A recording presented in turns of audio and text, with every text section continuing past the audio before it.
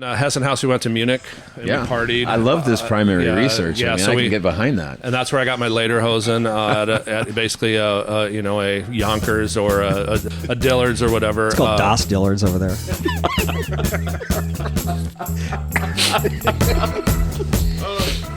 All right, here we are, boys. Schlitz, Blatz, how's the going? It's going great. Another week. We're back at it again. We're actually on a little road trip here. Yes, we are. Taking live on scene. Yeah. So we are in a home base of a Tang bomb.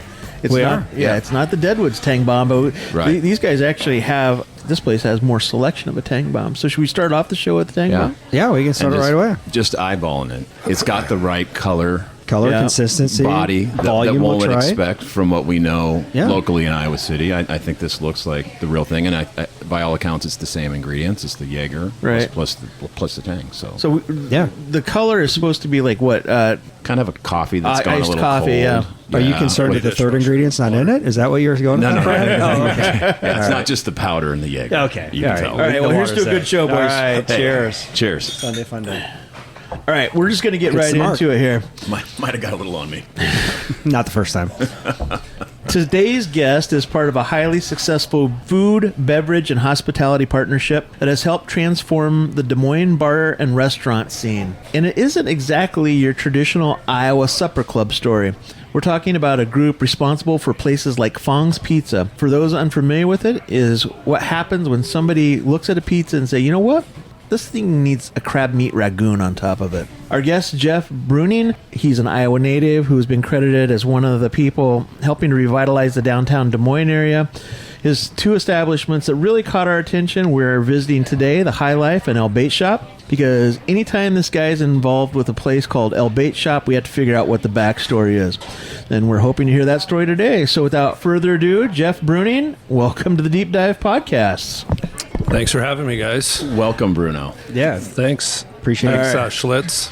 Brad, what's the backstory here? I mean, Bruno has been, in my mind, kind of a target potential visitor on the deep dive, because I think everything that Jeff's about, and as we know, being here at High Life and having just had a fantastic lunch, this place is exactly what we were setting out to do in terms of celebrating dive bar culture. So Jeff's a guy that I've known a long time. We probably met circa 88, 89, went to Central College together. A lot of stories and common friends from living in the Vance house on Central's campus.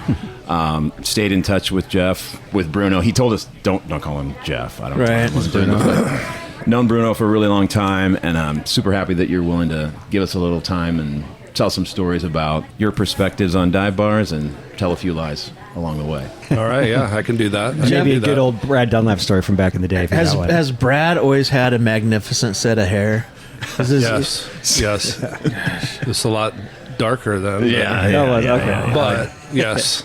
And I came out in my loud and proud vintage Central College Flying Dutch retro logo shirt for all the Central College friends of ours who may or may not listen to this. But Central College, they don't go by Flying Dutch anymore, do they? No, it's just they dropped the Flying Dutchman reference. Yeah, it's what just, are they? Just the Dutch. The Dutch. That's the Dutch. The Dutch. Okay. Yeah. Yeah, it's the Dutch versus the Storm now. Right. When we play Simpson. Yeah. And we weren't those two back then. Yeah, no. That's for another podcast. That's right. So maybe before we go any further, I mean, we are sitting in the High Life. John, can you paint just a little bit of picture of what we're looking at here? Well, to me, we're sitting in what you would think of as the vintage 70s dive bar kind of place you might have gotten drug into with your parents. Wood paneling on the walls, an amazing assortment of old school beer light signage. We're in a U-shaped booth, which is fantastic, kind of a vinyl back booth. So it checks all the boxes. Well, we'll get to this in a minute. It checks most of the boxes.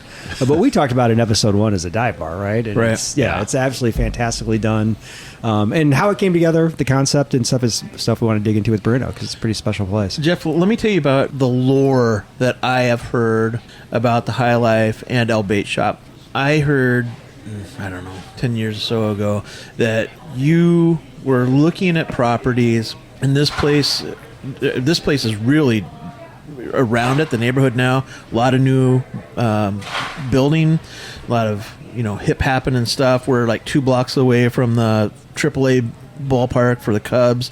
But at the time, this place was a bit of a brownfield, and you walked in the door, and this was an old bar, and you said, "I'll buy it," and you left everything that was same. That was the story I was told.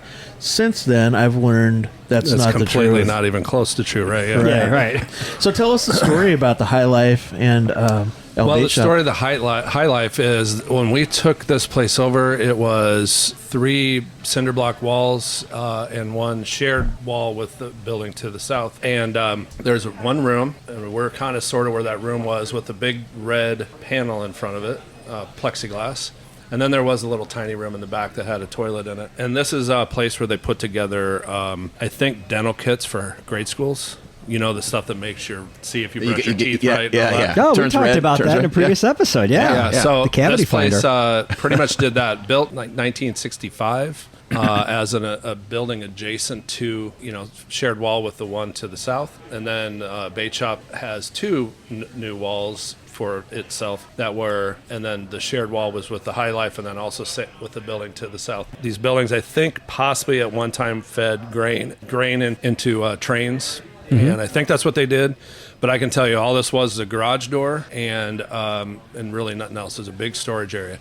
It was adjacent to next door to a place called Harry Mary's, which was probably one of the coolest bars that was ever in Iowa. And I say that because it was a music venue that attracted crazy bands that it'd be like a Thursday or Sunday when they were traveling to the next, where they're actually heading on the way back home or on the way to buses that roll through. Their shows. And there was bands like Fishbone was Fishbone and Primus. Yep. Mm-hmm. Smashing Pumpkins. Yeah. I think Sheryl Crow, Dave Matthews. There was quite a few that rolled through here through that time, and it was just this really great bar. And it was on a dirt road. Market Street, which is just to the north of us, was a dirt road back then. It didn't have many street lights. Inside of their patio, which was really just a fenced-in area, they had a car that they had sledgehammers and baseball bats. You could just hammer on that car before you went into the show. What a great a lot idea. of the bait shop's layout is very similar to what it was, but there's been tons and tons of changes if you ever go to the bait shop. But it was right before we took it over. It was a place they assembled. What do you call it? The one-armed bandits. The Slot machines? Slot machines. Yeah. So that's what they did in there. It was really weird. It had been a bar called the Foundry, but that went out of business, and so both sides of this had sat empty for quite a while. The High Life never being a bar. So we had a clean slate and started. As we were dreaming up this place, we were at the Royal Mile, and I know you guys watch you guys enjoy a Tangermeisters, and they were invented at the Royal Mile. Okay.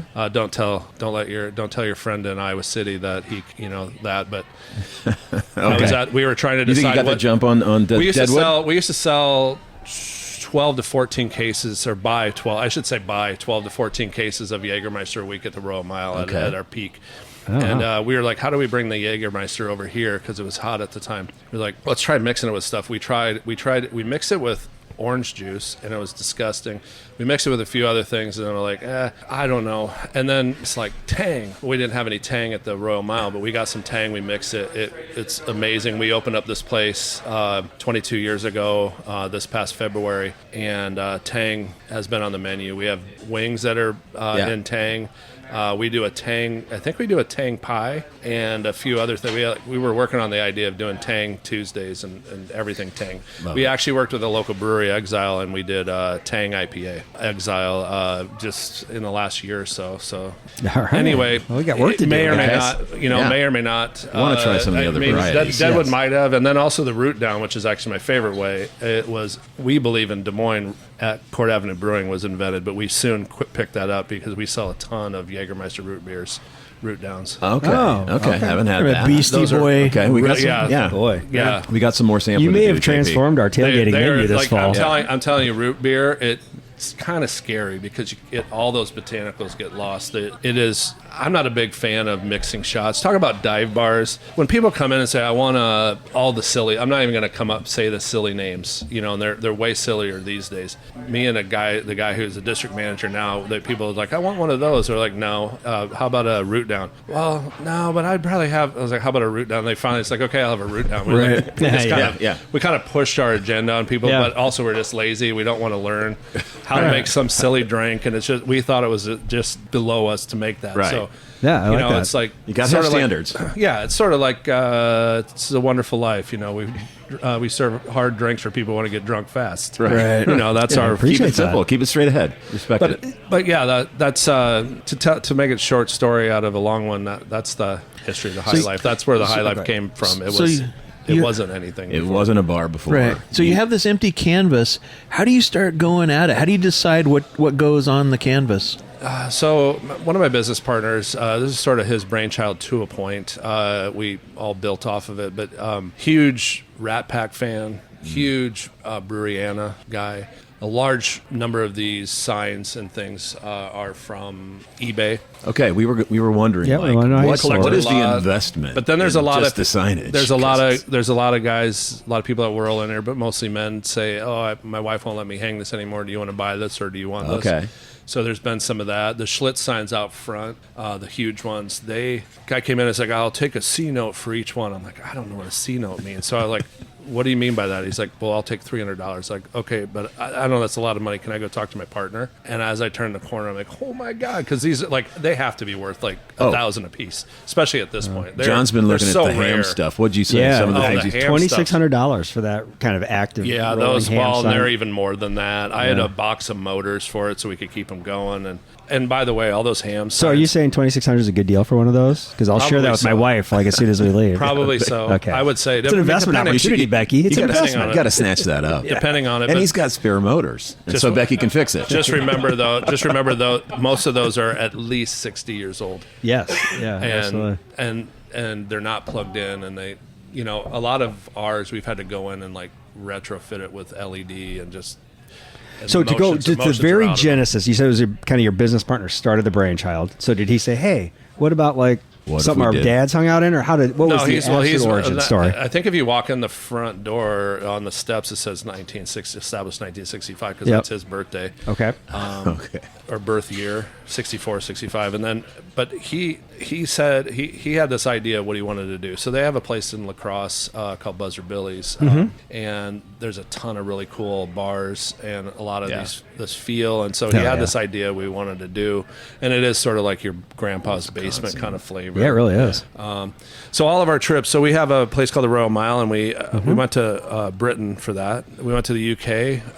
One of my favorite places in all of UK or in the world is Edinburgh.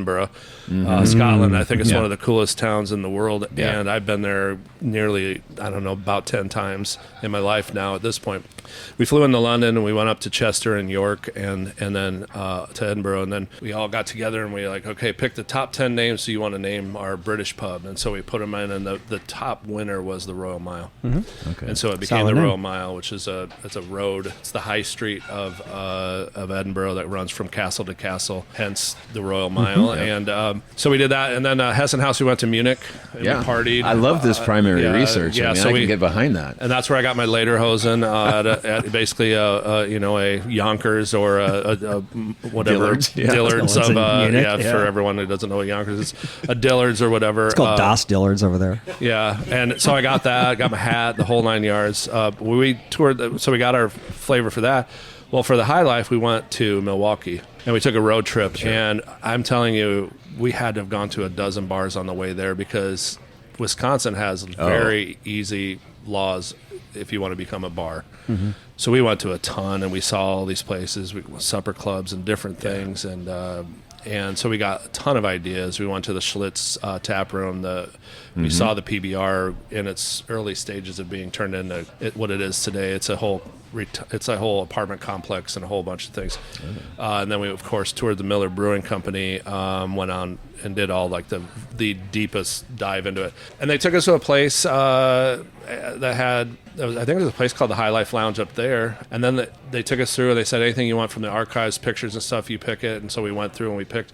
And so if you're on the front, some of these, pictures, but then all of them around are pictures they let us print. They used to own the Pro Bowlers Tour. Okay. So there's a ton of high life bowling stuff. So we have this kind of feel like there's a bowling alley on the other side of this wall. That's kind of, for the longest time, we had Brunswick tables that were from a bowling alley in Ames. They kind of faded. They kind of wore out. But this guy behind us is Barry Asher. I just loved his style. And so I kept picking his picture to print. Well, then when we got them all together and we started sorting, I realized I have like every decade of his career, or like every 5 years, I have a new picture of him. He had a buddy through on the Pro Bowlers Tour. He runs a bowling alley in California. His buddy told him, "Hey, there's a place that plays tribute to you." And it's Barry Asher Hall of Fame. So he sent us a big signed picture. It's behind the bar on the other side. I saw that. That's awesome. And then we've actually made a T-shirt of the fourth one in, where he's like kind of doing the point. And then he has like a rainbow. He's like has a rainbow coming behind him. That's one of my favorite shirts. So that's what we did. We did this whole big trip, and it started to come together. You kind of you want stuff that's the Formica tables. We purchased Formica and built the bar and put the Formica down. The thing about how we do stuff is we try to fool everybody into believing that, or been in the space for a really long time. Yeah. At this point now, we kind of have been. 22 years is quite long for any place to be open. Great run. The Royal Mile is turning 25 this year, and that's our oldest that I'm involved with. Well, Buzzard Billy's is, but they had to close because of the floods. But still, that started during Branch Davidian, and that means nothing to some people, and it means stuff. It means sort of Janet Reno and that kind of stuff. That was right then that place opened. So I can't ever remember exactly when that is, but that's somewhere in the. So Buzzard Billy's was first, then Royal Mile, then Bait Shop, then this, then Hessen House, then here. Okay. And then on and on and on. We've opened 25 places over the years. Damn. We have a few other places like this, but I wouldn't call them dive bars. We bought a bar that opened in 1992 called the Library Cafe. Oh, yeah. University Library Cafe, which is kind of a neighborhood kind of joint. By Drake. Yeah. You can't really call it a dive bar. At one time we had 41 beers on tap, and it's as big as this side room right here. It seats 35 people. We had more taps than people in the place. We had during COVID we had 120 whiskeys, and everyone really got mad at me. So now it's like 25 now, back to reality, and we actually got rid of some taps. But the Royal Mile has got that neighborhood feel. So there's a lot of the things we do though in our company is very much dive bar-esque. Is we have the same people behind the bar all the time. We've strived. We have a lot of people that have been working in our company for decades. We have staff that's been on for years and years, and so people come to see the staff. There's a guy named Joe next door that I paid him extra because people come to see him. It's sort of like having an advertisement to have him. So you want to see that person, not so much the person who owns the place. We are here, but we're kind of slowly kind of backing out. Like I said, 25 years, 30 years in the business. With my partners, we kind of receded back. We still have this kind of personal touch, and we do these kinds of things. We stay involved with the community, and we do all the dive bar stuff. We've sponsored softball teams. Yeah, I hope you got a bowling team. We did bowling team for a few times. We've done all the things that it just kind of ebbs and flows. But we sponsor bike rides out front. We have a space. When the bait shop open, we have 52 spots to lock up your bike. So we are a hybrid, and we aren't. We don't have decades and decades. We're not. We do have a kitchen. We do believe in serving food at every one of our places. It's a pain in the butt, but it's nice to keep people fed so that they don't have too much to drink. And pretzels and chips do it a little bit, but we just and I guess if you had a bar, you can only eat so many pickled eggs. You can and pig's feet and gizzards, but exactly. But when we opened up, we had sardines, we had we had I like that. Vienna sausages. Yeah. We did a shot. We had a shot. Was God, what was it called? But I don't remember what it was. It's like a shot of something, and it was sardine in it. Okay, excellent. I'm into that. We did Polishes, which are famous in Wisconsin, which is just basically it's a beer and a shot of brandy, I think is what a Polish is. Yeah. We had all these things. We tried them out, but that wasn't organic. And that's what I think a dive bar, the DNA of a dive bar is organically, a person decided they're going to open up a bar, and they actually stuck with it, and it stayed around, and some of them are been around for decades, You touched on something earlier that I just wanted to follow up because it was one of our questions. So you're called the High Life Lounge, and you went to Miller Brewing. Did you have to jump through any hoops to use the name High Life? Did they have any questions about that? It sounds like they embraced it and let you. I get asked that a lot, but Yeah. if you just think about it, if you reverse that and say the brewery would like to call your bar the High Life, that's illegal. All the laws on the books from the 30s when Prohibition was lifted was to get rid of the idea of a tied house that is controlled by the brewery, Yeah. which is still in force in Great Britain to this day. But for America, they decided, you could go to a Schlitz brewery bar, and they would have everything down to the furniture, and silverware would be printed with Schlitz on it. The building, All you can branded. still see them. Yeah. It's all branded, completely controlled, and you could only sell their products. And and that's how that was done. Well, when Prohibition hit, when they repealed the Volstead Act, they had to pull that out, and they had to that was no longer a thing you could do. Now, the flip of that, if somebody says we want to call our place the High Life Lounge, they were like, "Can we get a piece of paper?" So I do have in a file somewhere it says from the lawyers, says go ahead and do it. But they were like ecstatic. I will tell you the other reason they wanted to do it is like in the first months we were selling 450 kegs of High Life a month. Yeah. And that's insane. I'm just Not- going to say not that. bad. Oh, It's 100%. Not bad for 4.5 business. barrels, so a ton. We got our first delivery on pallets. And when the bait shop wasn't open, we didn't open the bait shop for 18 months. It was Okay. just a storeroom, sort of. We would have 3 kegs high and about 20 foot long and about two or three rows deep of kegs and empties in that next room waiting to be picked up. I mean, we were slam packed full all the time. They never outright said we love this, but they showed it by having people in. Yeah. We just had we had the biggest of the wigs when Miller was bought out by South American breweries. It was SAB Miller for a while. We had the guy from South Africa. He was He was in here. He came here. And we came here on a Wednesday, and we had a baseball game. The place was totally full. Did you know he was coming in, or was it just Yeah, they drop told in? us he was coming in, but he's like it's a Wednesday. How busy this place is. So you couldn't even walk in here. It's so busy, and it's just because there was a baseball game. It wasn't because of him, but he thought it was because of him. Fair enough. He thought it was the greatest thing ever, especially when a lady asked if he would sign her chest. Okay. He thought it was the greatest thing ever. Remembers that one. And then just recently, within the last month and a half, I was here with David Coors. David, I think, is Coors, great grandson of the original, the founder of Coors Brewing, and also one of the higher ups in Molson Coors. And Pete's been here too, his dad. We've had that kind of pull because we've done so well. We actually we have Groundhog's Day every year. We celebrate our grand opening on Groundhog's Day. We open on February 2nd, and this year was going to be on a Monday. And normally that would be slow, but it was extremely busy because we convinced Yingling to roll out on February 2nd. So they rolled out on February 2nd. We had Cheryl, one of the Yingling daughters. She was here. We had both sides packed. As we kind of move forward on a weekday, it only really get this side of the building, but that day we had both sides. But every year we grand open on February 2nd. It doesn't matter what the weather is. It doesn't matter what the day of the week is. We have a line out the door, usually about 50 people deep, waiting to get at 5:30 in the morning. You can't legally sell alcohol till 6. We don't even sell it. We give it away, but you can't give it away until 6 a.m. 8 o'clock on Sundays. We got a little nervous about that 2 years ago because I think we opened up a little early, but it's going to be a while till the Sunday again. But the thing is like they're all hot for it, and we packed this place on the weekends. On those days we pack it, but we were worried this year we wouldn't. Yingling came in, we were packed. I videoed with my phone over 5 minutes of people just walking in the front door. That's how many people walked in this Just this to year. get in. They Yeah. filled in here, they tried to get in, it's like, okay, we got to go that way, and that side filled, and it's just crazy every year.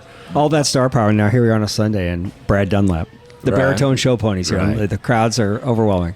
Yeah, you can see them all backed up.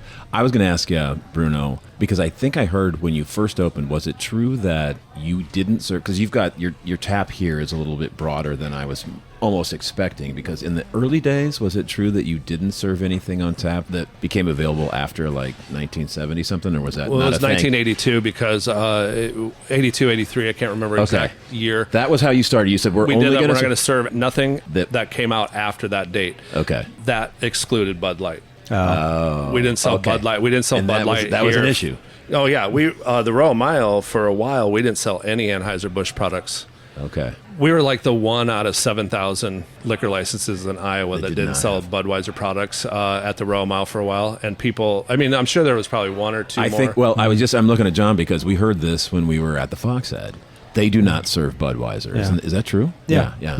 Well, So- and that, I mean, Not in our it wasn't- area, yeah. in our area, one of the few. Yeah, no. I- It's an interesting because you would think that that's one of the things we said in our opening show. Like, what do you expect on tap at a traditional dive bar? But the Fox Head it's going to have Bud heavy. But that was a place named after the beer, though, right? They were Right. We don't know. Is that the case? I don't know. There was a Foxhead beer, but Yeah, we they don't have know if it. I we're mean, not really it was sure out if of it's Wisconsin, and we did Waukesha. see ads that were framed up in the Foxhead hung up there. But that the Foxhead was given its permit, its license, like 6 days after Prohibition opened, so I don't know how old Foxhead beer is. Well, they probably still have like a chip on their shoulder, if you want to call it that, or they still were remembering when Budweiser ran off like breweries like Potosi and stuff like that. That could be. So that could be it. like they just stuck with that, like a philosophical thing. Yeah.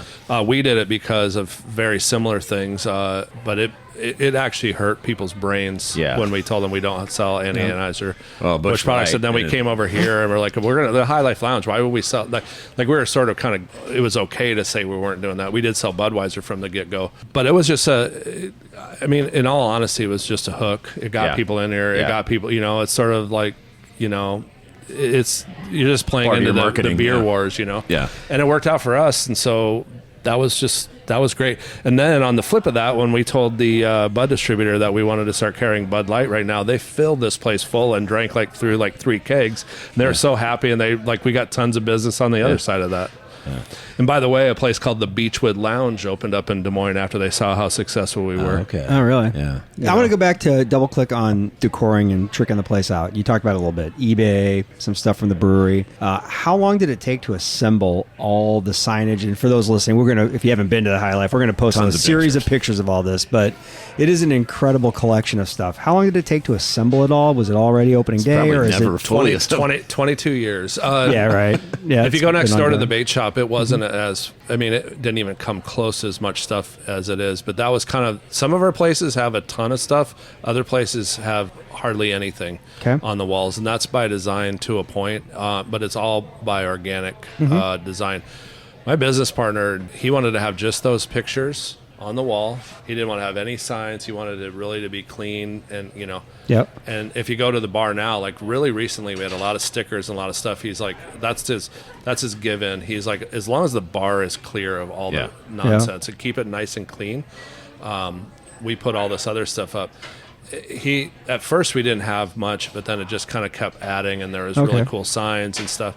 I will say one comment about this wallpaper was like in stock, like new. It was like old, new, that old stock. Yeah. It was from the 60s, and Excellent. then we hung it. Yeah. And if another really kind of fun thing about it is on this side, if you look, you got to stand in the middle. And I don't know, we put that wing wall in, maybe you can't see it anymore. But at one time we realized we hung on this side there, the brown's pointing up, and on the other side the brown's pointing down. We didn't even hang it the right way on both sides. That's perfect, though. That's the motif. Of all this stuff, I'll let you go in a second, Brad, but I have to ask. Yeah, all this amazing, it's almost like a museum of bar signage and stuff like that. All your eBay, you just weren't able to find an Elvira sign? Princess of the Night. We didn't get Elvira, but got to remember, Elvira is more of a hot thing for the 80s, right? I don't think she was 70s. This is an inside Brad joke. I walked around. In our first episode, we talked about what to expect at a dive bar, and I'm good at putting my foot in my mouth, right? So the two things I mentioned is you might see a cardboard cutout of Elvira, because I think I've seen that in more than one dive bar. Well, that's true, except for you saw it in your lifetime, not like, Yeah, it's not old school. Thanks. Bruno's on my side here, guys. And it was in the October. other one I said, I don't think he's on your side. I think he's just I compensating. thought you were just a big fan of the Statler brothers, but anyways. you know I am. Yeah, there we go. By the way, I will say two things about John's giving me a hard time because I've laid down a few ditties on air, which I'm not proud of, but two of them you're associated with, and I think I texted you about one of them. Was it Roadrunner? No. So Whiskey You're the Devil. Oh, Whiskey, yeah. And that was something from back in the Vance house, right? We were doing a whiskey show, and I wound up singing a little Irish tune called Whiskey You're the Devil, which I remember. It's been, was it covered by Jethro Tull, right? Or something, or maybe that was Whiskey in a Jar. No, that's Whiskey in a Jar. That was Metallica and Jethro Tull, or no, Thin Lizzy. Yep. Thin Lizzy, thank you. Sorry. Thin Lizzy, Metallica. Which is so weird. Whiskey You're the Devil's different. It's more of a traditional one. I don't think it's been covered by. But that was a tune that Bruno and I would do. Oh, yeah. And the other one. Yeah. The other one was, and we're sitting underneath the signage for it. Do you remember doing? I have a distinct memory of the Vance House Lounge at Central College, and you doing the Ethel Merman version of the Lowenbrau commercial. Yeah, it's just the start is right there. Here, Could you give it to us right now? Good friends, tonight is kind of special. The beers will pour. Must be something more somehow. Tonight. Let it be Lowenbrau. So we were going to wear 3-piece suits. You'll have to listen to episode, what is it, 3, where we did beer advertising. Yep. And all the Lowenbrau commercials, these guys are wearing like woolen sweater vests and then a 3-piece, then like a sport coat on top of it. Oh, they wanted to make it out to be real fancy, hard to get, and it was made in Canada. Right. I mean, the real Lowenbrau is amazing. Yes, that was made in Canada. The real Lowenbrau is like of the 7 original Munich breweries. That's one of them, and it's the only one where they have like at least when we were there, the people serving the ladies spoke Bavarian. Okay. The menu was in Bavarian and German. Okay. It's wild. Like That's it's cool. legitimate. But this is like St. Pauli girl, or at least essentially. Yeah, you know. exactly. So Elvira didn't see one. Work on that. And then I do see the NASCAR pennant here. My other comment, which was a slip of the tongue, was that you usually would see a cardboard cutout of an F1 driver. Don't have that. Say, Is that are you not on board with that as a dive bar expectation? Yeah, no. Okay. We're a little bit more old school than those two things. Okay.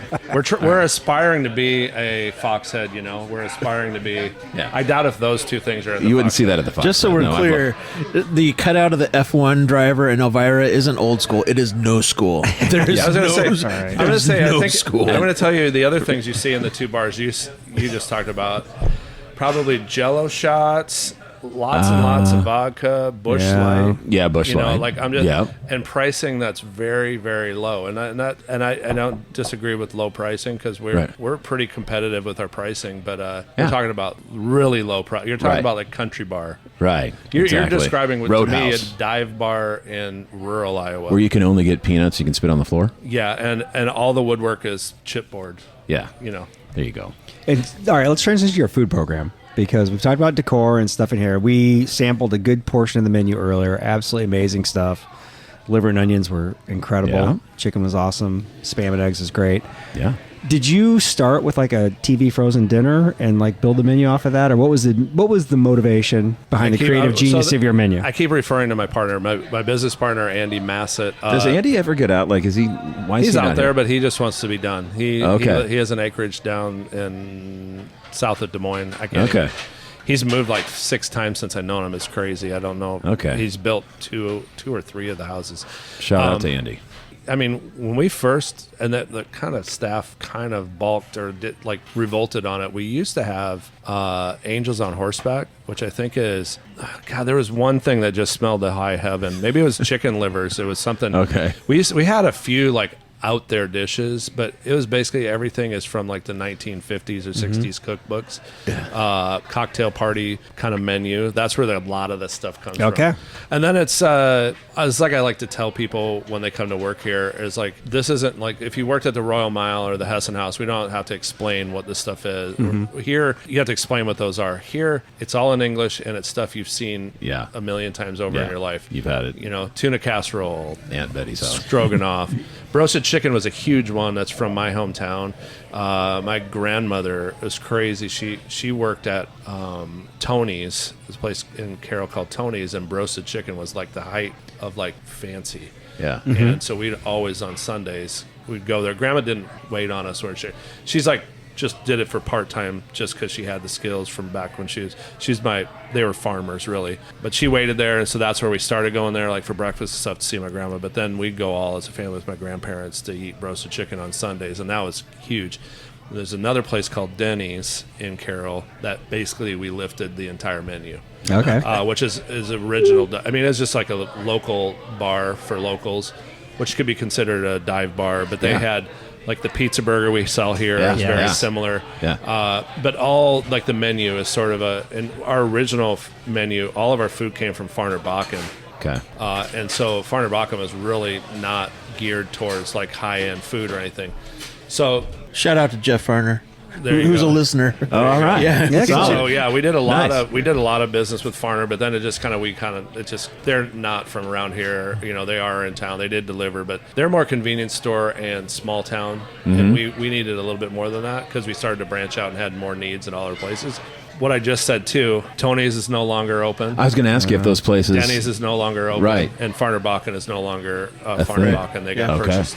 So Yeah. Keeping some things alive. but that's where we got it. It was no, the cheeseburger basket we opened up was $2.75. Tater tots, I think we kind of put tater tots back on the map because you didn't see a lot of tater tots in Des Moines, and now everywhere has it. Seems like everywhere has tater tots. Seems like everywhere has crab rangoon pizzas. Everywhere, like apparently they have Tangermeisters and things. They do. A lot of people have roasted chicken.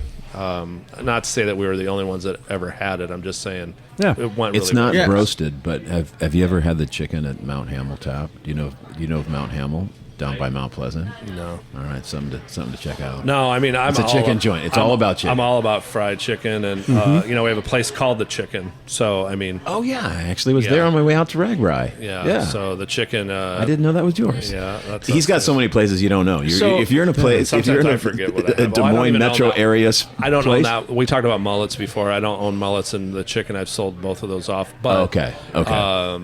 a lot of my partners still are in it. I actually own the property at the chicken. Okay. But that's it. So, Jeff, listen, there are groups like yours in other places in Iowa, and it seems like those groups have an equation for their kitchen, and they're okay food fast, and they have put this equation together. How fast can we get it from the order to the kitchen, back out on that, and then turn the table over? Maybe this is a good time where, like, Brad, what did we eat? I mean, before Jeff came here, we're going to talk about your menu, because you are not a conventional place. I mean, you're like a sit down and eat and enjoy each other. Brad, what did we eat? We wanted to go kind of light, so we did. So we got the Velvet Elvis, which is a Velveeta and sausage kind of like Super Bowl dip kind of a vibe. Right. Then we got It's like Rotel, but with breakfast sausage. Yeah. Really nice. So good. We tried your tots and your fries, because that's going to be a make or break. If Yeah. you're serving burgers and you got bad fries or tots, you're not. We did deviled eggs. Deviled And eggs, then as a starter, because we wanted to keep it light, we did the liver and onions. Right. That was our Just an first course. appetizer. And the three of us enjoyed all that. Yeah. And then it was the stroganoff. Yep. It was the Spam egg sandwich. Yeah. And it was the roasted chicken. So I was asking Bruno as he came in and we were saying hi, how we did on the menu. We did decent, but we missed a couple. So You also have meatloaf that you can get up until 9:30 at night. You have sometimes, was it chicken and noodles, mashed potatoes? Your mashed potatoes is real mashed potatoes. They got skins in them. Oh yeah. I mean, you have an outstanding menu that is not fast. You are built for people to sit and spend some time. It's not about I mean, it's turning very tables. unconventional. Well, we do like a lot of the things you just mentioned. So the roasted chicken comes in, we don't quarter our own chicken. It comes in quartered, but then we have to brine it and bread it to order, which is fine. I mean, but it's not like we don't just take it out of a bag or and just reheat it or whatever. Right. And then meatloaf is all the components come in separate. We have to form it into loaves and make it that way. The stroganoff is made from scratch. The fries we don't make fries and tots. We do one of the few, if not the only place we have crinkle cut, because we do seasoned fries at all our other places, but crinkle cut works here. Yeah. Tater tots work. The onion rings are onion special. rings. Those are really good. Onion Really rings good are, onion rings. onion rings are from scratch. We make them here. They aren't. solid. We're not out of a bag. Listen, I'm an onion ring guy. The difference between your onion rings and everybody else's is you have seasoned, battered onion rings. Yeah. Like it's in the batter, and it's not sprinkled on top. We also It's- do pickled chips. Okay. Where I'm starting to get a little fried hungry. I don't know about you guys. And Yeah, you didn't get a pizza burger, Brad. I mean, come on. When we first did that, it caused an issue because they couldn't figure out, the kitchen couldn't figure out.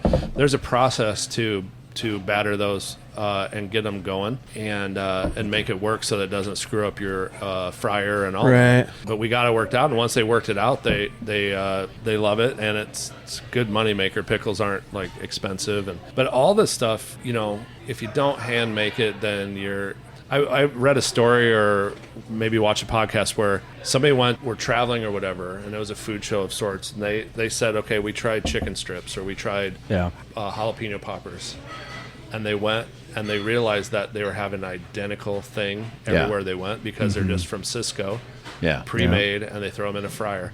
Now, don't get me wrong, we do that because it's a labor saver and it helps on some stuff. Like our pizza burger, I believe pizza burger that we sell is the best one you can get. And I will also tell you that it is pre-made in freezer and we drop it in the fryer. But I think it's the best one. Okay. Yeah, I've seen, sometimes like works. the cafeteria, like when you're in grade school, they make a pizza burger. Loved it. It's a hamburger with sauce and then mozzarella cheese. Yeah. I don't like that. That's not what I think of as, because that's not what I had when I had a pizza burger. But we're not going to try to figure out how to make our own. We're not that chefy. Yeah. But we're also not, we're not going to just cut a bag open and throw it in the microwave or in the fryer. Yeah. All the time. So one of our well, best you sellers is referenced- bacon wrapped tater tots. There's a person hand rolling them in the kitchen almost 24/7. You referenced growing up with roasted chicken on Sundays. My grandma made liver and onions, and you just simply do not see it anymore. You have to sell more liver and onions at any restaurant in Iowa. Has it been on the menu since day one? It's been on the menu since day one. You sell enough of it to keep it on the menu? We sell a good amount, and I would tell you the kitchen doesn't mind cooking it because there's another one. We don't have raw liver sitting in the back of the kitchen. So it's as fresh as it possibly can be. Yeah. It's pre-sliced frozen, so then we get it, and you get just the right size, and it cooks. You can cook it just right. It was great. We put the oven, we cut the onions, we put them on, and that all that stuff comes. But as we assemble it, there's just some things that make no sense to try to do from scratch on a business perspective. Yep. And we're not, like I say, we're not. When people say, "Well, I would really like to talk," I would really like to talk to your chef. And I'm like, well, we don't have one of those. Yeah. And by the way, most places don't have those. And they can call themselves a chef all they want, but they probably didn't go to school for it. It's like somebody calling themselves a brewmaster when they work at a brewery. There's like so few of those that there's probably not one brewmaster in the state of Iowa that went to school. Because you have to actually go to school in Munich.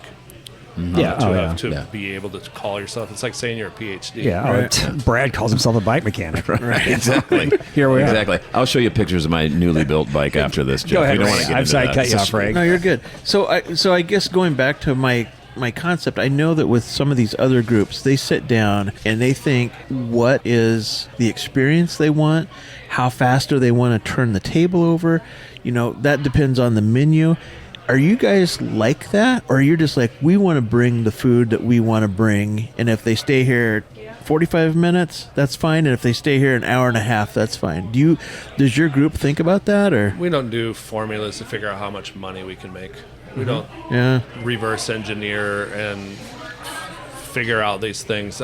It seems kind of forced and made up. I'm also not moved. We're not going to be opening up. We're trying to stay within like a real tight radius of where we're at. At one time, we did open up in Cedar Rapids, Fongs. We did open a place in Ankeny. Yeah. There was a Buzzard Billy's in. There still is a Buzzard Billy's in La Crosse, Wisconsin, Lincoln, Nebraska, and the original one was in Waco, Texas. It's no longer part of the group. So we have two Buzzard Billy's, but they're not really part of our crew. That's a separate part of the ownership group. We're really tight. I mean, we're not opening a place in Chicago. We're not opening a place in Kansas City, Omaha. Outside of where we're at. We're not going to Iowa City. It's just we're not that interested in money, I guess. So we don't think in terms of how fast can we do this. We just want you to come in and have a good time, and it's more neighborhoody than anything. It's like you just want to feel really comfortable when you go there. You don't want to feel like you're getting run off or that we have some sort of agenda. I've never even thought that way. So when you say that, I mean, it sure does sound like you're like my buddies out in 2 Iowa blocks City, away from a baseball field where you would think, all you want to do is sell as many hamburgers as you can and get the next people in that are going to order more hamburgers, and you're doing the absolute opposite of it, and you're thriving. It doesn't make any sense to do that to me, but then it might make sense to the next guy.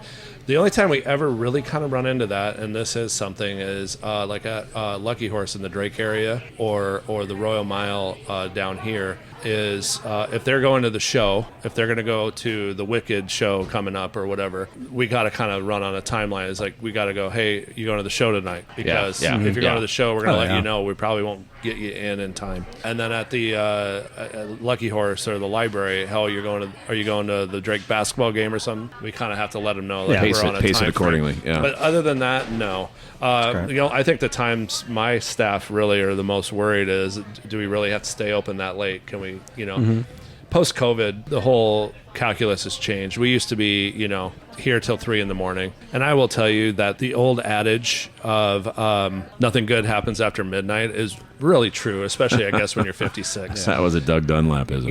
It's really true. There's not we used to make pretty dang good money from midnight to 2 because it was just like, people are trying to furiously drink as much. And then Fong's, we did, late night pizza till 3 a.m. But that was such a battle, and we had to have security, and we had to have all the silly things stuff. Can get weird. And we're like, then COVID kind of took the legs out from under that, and we actually have kind of geared towards more breakfast. We just opened our first coffee shop, and we have a lot of our places have turned to breakfast. That didn't start off as breakfast, and so we've adjusted that way. But we've kind of just rolled with what the customers want, and breakfast cocktail. I just think what you just said, I think it's sort of forced too when you're trying to turn everyone into an equation. Then really you're not really that into your customers. I think you're more into how much money can you make. And quite honestly, I don't really care how much money we make. I'm not interested in that. I never really have been. I know that, it's silly to say that, but it turns out like you make really good money if you just do things that you love and do it right. And that's, I think, is kind of, that's why people meet their girlfriend, meet their future husband, future wife. That's why they get engaged at our places. This is why they come to our bar, as the day they get married. This is why they have their rehearsal dinners. This is why they have their remembrance, wake get-togethers, for somebody or something. People, yeah. And retirement parties and all that stuff. They make our places a part of their lives. We've tried to do that on scale, so that's not the easiest thing to make happen. Right. Because when you're doing more than one place, you get kind of a little detached from the owners. But we tried it, we encourage our culture to be that kind of that feel, which is exactly what a dive bar is. It's that neighborhood place where you plug in and you make it your own place. Yeah.